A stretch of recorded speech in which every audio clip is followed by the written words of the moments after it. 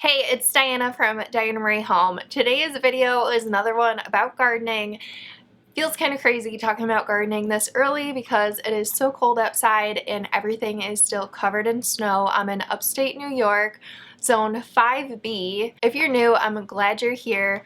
I share videos all about our 1800s fixer-upper in upstate New York. So I share a lot about restoring our home, DIY, home decor, gardening, and farm life. We have a lot of animals. You can see some behind me, and here's our latest, our bottle baby goat Lily. We have sheep and goats and dogs and cats and chickens. I think that's it for now. I am also on Instagram at Diana Marie Home, and I have a blog, www.dianamarieHome.com. Today's video is about what's called the single seed challenge. So I was recently watching Nicole at Flower Hill Farm. I love her channel and I watch all of her videos, but recently she posted how she's going to be doing a single seed challenge.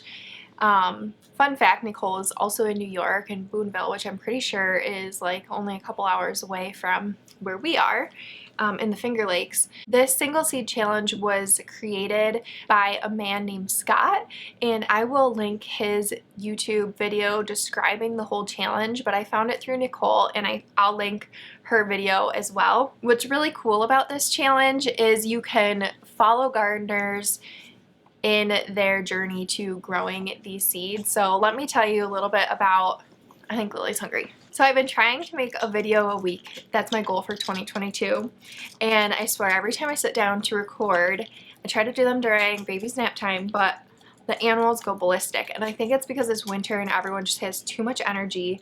But it feels like every video I'm feeding Lily and the animals are just running around in the background like crazy. So this is not planned. Anyways, the single seed challenge, what it's all about is just really appreciating the potential of a single seed. So the way Scott describes it in his video is that a lot of times when we plant seeds, we're kind of planting them in groups and multiples at a time. Like he showed his bed of radishes, and it wasn't just like, look at this radish plant. It was multiple radish plants all planted together for a larger crop, and it can be easy to not really appreciate each single seed when we're planting like that, which we oftentimes do, and which is totally okay because you know, one radish isn't going to feed your family. But this challenge is to just kind of take a step back and choose one single seed that you really just want to focus on and baby and document and appreciate the potential of that one single seed and everything that it has to offer. I love the concept of this, and when I learned about it, I was like, I need to jump on board with this. That is so cool. The only problem was I had a hard time deciding what I only wanted to plant one seed of, because a lot of times I want more than just what one plant would potentially produce. When I was watching Scott's video, he even said in the past, like, he's cheated and like he's planted more of that one variety in his garden, but he's still just followed and focused on documenting that one single seed. So I'm gonna do that with the seed that I chose. So I was going through my seeds and deciding what I really wanted to highlight in my garden this year and put a lot of energy into and document and share.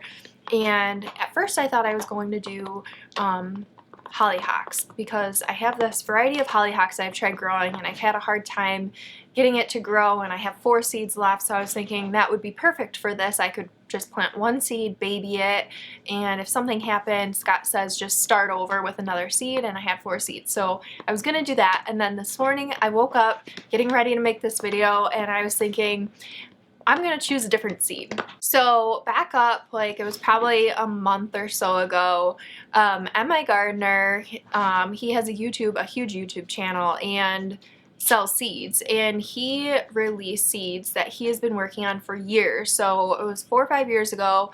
He bought a shadow box as decor for his office, and it had old seed packets in it. And he actually discovered that there were 87-year-old tomato seeds in one of the packets in the shadow box. And I believe there were 2 seeds, or maybe it was just 2 seeds that he was able to germinate, and then one didn't make it. So he was left with one single plant, and the variety is called Giant Crimson. And the last 4 or 5 years he's been working to grow this seeds, because this variety you can't find. Like, it's not sold. If you Google it, like, you can't find seeds for it. So he was working to bring this variety back into production, to be able to offer this variety again. This year was the first time that he was able to start releasing seeds, and I was able to get some on the first release, which I'm super excited about. I think he's released them a few times. I think he's done now, but every time they sell out like within minutes. It's crazy. I have been working on my dahlia stock, and dahlias right now are crazy, so it felt like that, like dahlia tubers are selling within 30 seconds of sites opening. So I felt like I had experience and I was prepared for these seeds the first time they were released. But I got my packet, and there are only 5 seeds in here. It was $5 for 5 seeds, the most I've ever paid for tomato seeds, $1 seed. But I'm just so curious. I thought the story was so cool. You can check out like his YouTube and see the progression from when he first got these seeds to germinate to where he's at now. But curiosity really got me on this. I just think it's so cool that he's bringing it back, and it's a tomato that people haven't been able to grow for decades now. So I thought this would be the perfect seed for the single seed challenge. Full disclosure, I've already started one of these seeds. When I first got them, you know, 5 seeds isn't a lot. I was just thinking what my best approach would be. I didn't want to plant these 5 seeds all at the same time, put them out in the garden, and risk something happening to all of them. So especially since I can't buy these seeds again this year anyway. So I did, when I got them, plant 1 seed and have been babying that. But I'm still going to do the seed for the single seed challenge, and I'm going to start another one of the seeds, so the second out of 5, and document it here on YouTube. The reason why I ultimately decided to grow my crimson tomato, my giant crimson tomato, for my single seed challenge was because last night I was on his Facebook page reading the comments from the post talking about the last launch of these seeds, and I saw so many people really wanted these seeds and just haven't been able to get them this year. And, you know, everyone is such a good sport. They're like, there's always next year.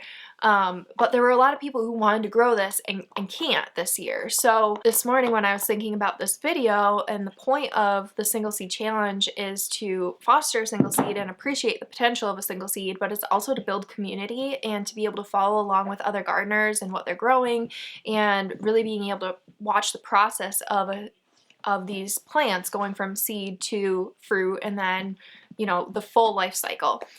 So I thought it would be awesome to share this seed for my single seed challenge, to kind of allow the opportunity for those who missed out on getting the seed themselves this year to still be able to follow along in the process of growing the seed. I would love to be able to give seeds to everyone who didn't get them so that they could actually grow them themselves, but I only have 5 seeds myself, and so that's just not possible. And so I just thought this was the best way to be able to share the experience with multiple people. And then what's also pretty cool is at the end of this, I'm going to be able to, assuming that I'm able to get fruit on this tomato plant, I'll be able to save seeds, which I'll be able to share with others in the end for next year. So I just thought this would be a nice way to kind of share the experience for those who weren't able to get their hands on this seed, and document the process of growing this tomato that hasn't been in production for decades. So I'm going to show you my single seed. There she is, my single seed for the Single Seed Challenge 2022. Zone 5B, I looked it up on Farmer's Almanac, and it says that our last frost is May 3rd. However, in the past, I've always waited until Memorial Day weekend to plant my really frost tender plants out, because we've gotten frost in May before. Like last year, it seemed like it was going to be really nice early May, and then I think shortly before Memorial Day weekend actually we had gotten a freeze. So I'll put some things out, but my tomatoes and peppers definitely won't go out until Memorial Day weekend. And usually with tomatoes, I think it's recommended to start them 6 to 8 weeks ahead of your last frost date. So I'm not going to be starting that just yet, but I will be documenting that whole process. I just wanted to share this video to share about the single seed challenge. If you want to join in, just make a video. You be sure to watch Scott's video. It's really good at just explaining what the challenge is and how you can participate. Use the hashtag single seed challenge 2022. I actually think that you can also use that hashtag on Instagram too, but I haven't checked that out yet. So I just wanted to share this in case anyone else wanted to jump on board and join along for this single seed challenge. I think it's super cool, and I'll be taking you along with me throughout the whole process. So the next video for this series will be planting my single giant crimson seed. I'm thinking in that video I'll also show you how I make some DIY pots for I did it for all my tomato plants last year and they worked pretty well, so that will be the next video for this. Thanks for hanging out with me today. I'm really excited for this challenge and to share it with you. I hope you look forward to following along. Be sure to hit subscribe so that you don't miss my videos. I try to post a video a week and they usually go up on Mondays. But yeah, thanks for being here and I'll see you in my next video.